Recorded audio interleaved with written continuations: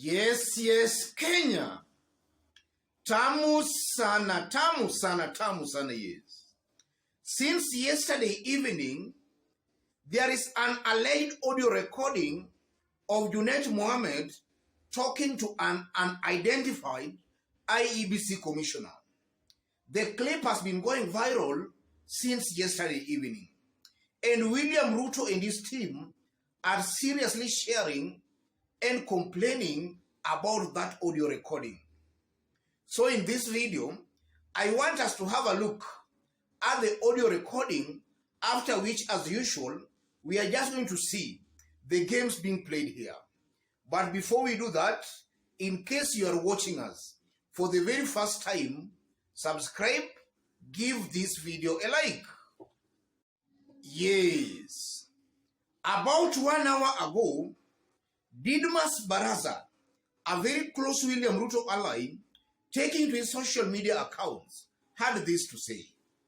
Didmas Baraza, Honorable Junet Mohammed, we are following you keenly. I will address the nation tomorrow 4 p.m. with the details and evidence of your attempts to manipulate elections. This will include meetings you've held with pollsters to manipulate opinion polls in favor of Raila Odinga, the fifth loser. I want to salute the commissioners who have refused to be part of such monkey-pinky business. While they had time to sell their agenda, they squandered the opportunity by relying on the non-existent deep state.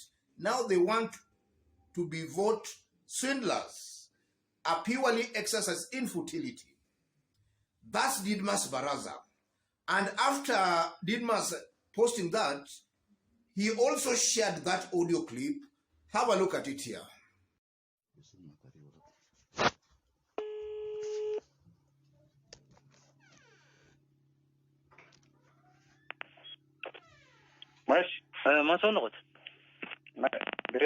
What time? Morning. Good. Now, there's a high-level meeting you asked me about. I want to organize it tomorrow. Okay. At 6. 6 is too early. No, 6 in the evening. Oh, that's fine. Mechanical side, Chabukati. Yes. Good. Chabukati, Yadiga, Igulia. Molu. Molu, I mean. That's... No, let him come back. Who? Chabukati, Yadiga, Molu is the CEO. Okay. The 4 of you. Who are the other attendees? The other one, Ninki Mani, can look on my Ninki Walalki. Huh? Kasan we are Ninki Mitka or Kailna in Uyerba. The Kinotia? My, Mitka Kalo, Kisi. Eh? Ninki Kalo, the reason. Okay. So that's fine. And Kadal Narenta, the may have the Ninki on the Soba, Guri, Kimani, Meshimani, Kakusha in a wink. Ninki Wayna. We will discuss this matter. We have to come up with a solution. There's a problem there. We need to sort it out. Okay. Good morning. Yes. Junet Mohammed has so far rubbished that audio, terming it fake. But in this video, I don't want us to dwell on the authenticity of the audio, whether it's fake or not fake. I want us to have a look at this whole thing holistically to see the games being played here, especially now, just less than 10 days to the elections. And even before we dig deep, from the post itself, if you look at the kind of language Didmas Baraza is actually using on this post, then you are seeing a beta, a person who is clearly panicking, and a people who in the coming days most likely will start blaming IEBC. And for example, if you look at this post from Didmas Baraza, he is even complaining about the pollsters. That the pollsters are being bribed, something like that. But the same Didmas Baraza, some few months ago, when the polls were indicating William Ruto very much ahead in the lead, Didmas Baraza, Boni Alwale Millicent Omanga, those who are very key William Ruto leaders who are really busy celebrating and sharing the opinion polls. Didmas Baraza has been very good in sharing opinion polls that were showing William Ruto on the lead. And you can now see they're now saying the opinion polls are being compromised. While we all know, ladies and gentlemen, that it's not only one opinion poll showing Raila Odinga on the lead. Almost all credible and non-opinion polls are all showing Raila Odinga on the lead. And some few months ago, all those opinion polls were all indicating William Ruto on the lead. Now that Raila has actually overtaken William Ruto, they are now turning against the opinion polls to claim that they are being bribed. To me, I consider that as a doublespeak. William Ruto and his team are experts in doublespeak. And then the kind of language Didmas Baraza is actually using again just tells us and shows that they are not honest with themselves. For example, he's saying they have refused to be, there is a place here, he's really talking very nicely. Yes. While they had a time to sell their agenda, they squandered the opportunity by relying on the non-existent deep state. That's what Didmas Baraza is actually saying. And that's, to me, another lie, because Raila is actively campaigning, or rather on the campaign trail. Raila will hardly talk about opinion polls. William Ruto and his team are the ones who have been really talking about these opinion polls, and most of the deep state. William Ruto, in fact, it hardly passes 2 or 3 days before William Ruto mentions this thing called a deep state. William Ruto, in fact, is the person and his team who are really talking more and much about this whole thing of a deep state.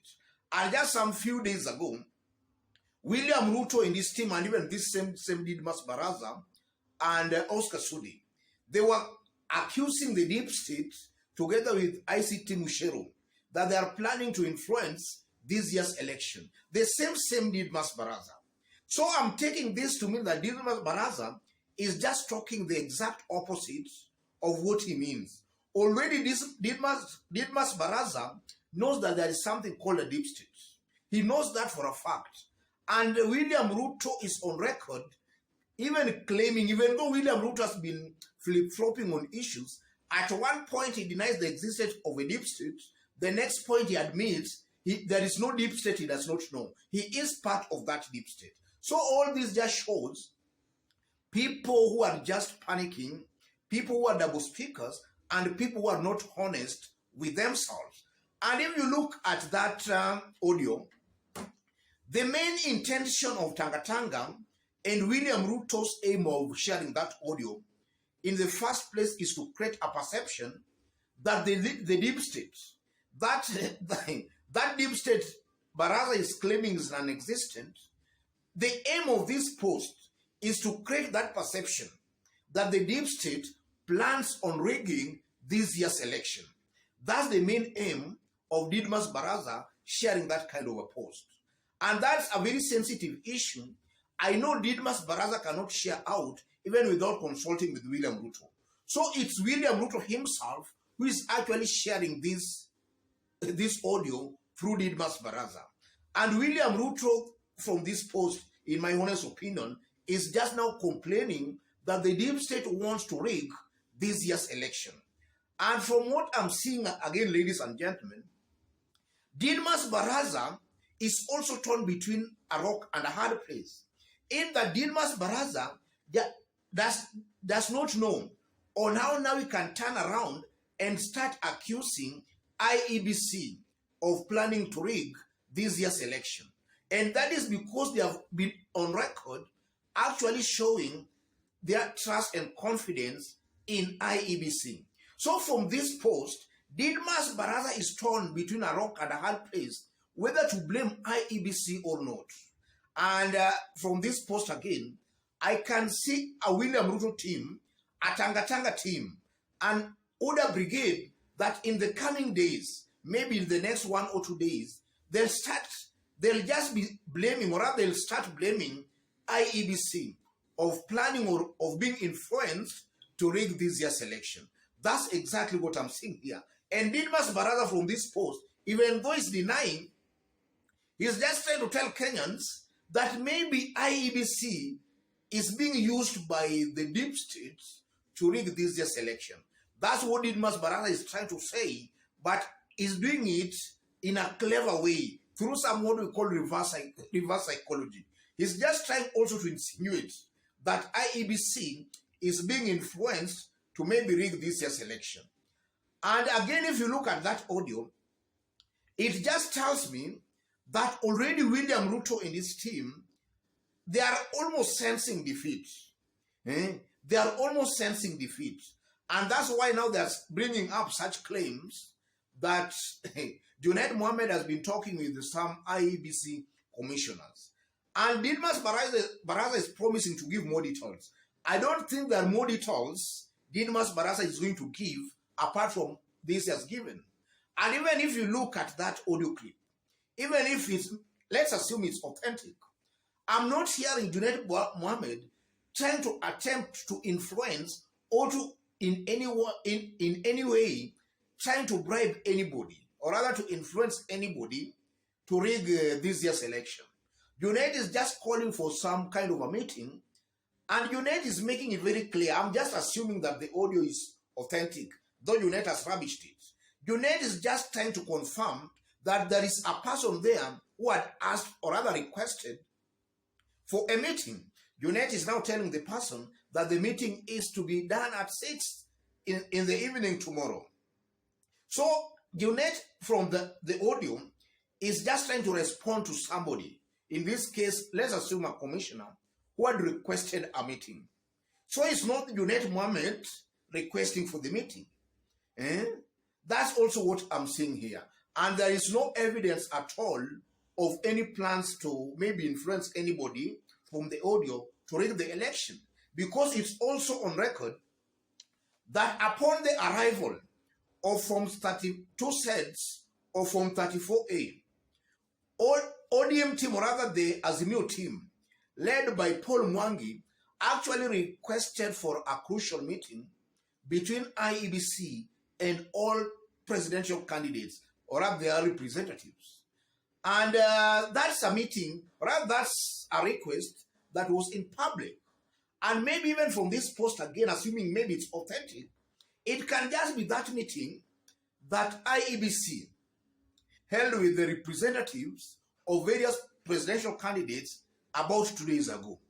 There is nothing sinister or wrong coming out from this audio. So I tend to believe that the intended mission Didmas Baraza and even maybe William Ruto wanted to achieve through this audio, they have not largely achieved it, but they have just helped create a perception that they are running scared. They are scared of losing this election. And this audio alone can actually lower the morale of William Ruto supporters into thinking that now IEBC is working with the government side to rig this year's election. From where I sit, this is a not very good audio for William Ruto supporters, in that William Ruto and his team should be assuring their supporters that there is nothing or no plan at all that IEBC is involved in that can actually lead to William Ruto's votes being stolen. So this one has just backfired in broad daylight. Otherwise, ladies and gentlemen, let me leave it there. But just as I did indicate when I was starting, in case you are watching us for the very first time, but so far you have not yet subscribe, give this video a like. To our fans and subscribers here, I'm very much humbled for the kind of support you are giving me here. God bless you. God bless Kenya.